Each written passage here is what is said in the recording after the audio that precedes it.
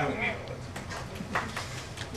that. Dr. Gondara, President, Cartmill, board members, my name is Roberto Rodriguez. I'm Secretary of SEA. I've been a teacher in this district since February of 1987, and I find myself compelled to speak to you, to this body, for the first time in that 22-year span. I'm here to thank you today.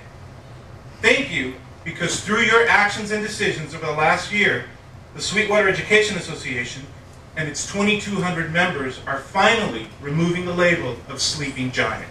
In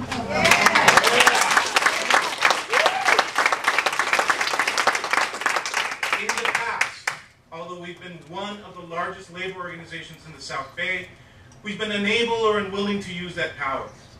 It's been suggested that in part, that was due because of friendly relations with the school board.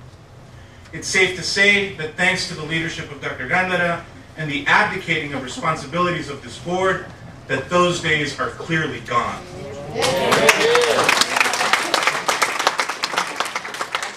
Many times over the past year, SEA leadership has found board members to be uninformed at best and ignorant at worst as to what the events taking place at the bargaining table are.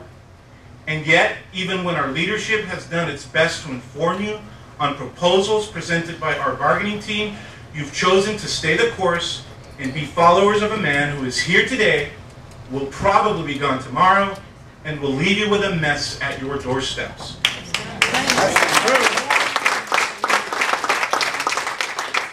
But have no fear. SEA and its members will make sure that you are relieved from dealing with this mess. Oh, yes. While some have vilified Dr. Gondara, everybody knows that it's the school board that collectively is the superintendent's boss. Amen. And since some of you have relinquished your roles as leaders, we will help you in relinquishing your seats on the board. Amen.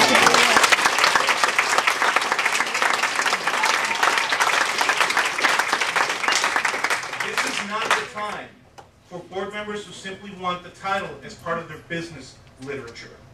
This is not the time for board members seeking a mere stepping stone. This is not the time for board members who simply want the perks without doing the hard work. I guarantee you, we will remember who has supported us. We will remember who has spoken to us as if we were misbehaving children when teachers were forced to plead for their jobs.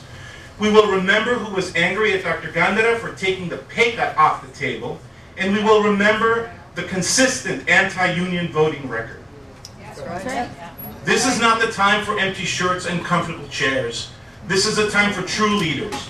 Leaders who recognize to their core that the educators of this district are the most valuable asset we have, and not just give lip service to one of those issues in a form letter. Leaders who recognize that the only way to achieve our collective goal of preparing students for a brighter future is to seek an honest dialogue and to approach bargaining with a true sense of equity and fairness. We need true leaders. The members of SEA, at our recent general membership meeting, have made a resounding statement of support to these ideals by increasing their donations to our PAC in numbers we have never seen before.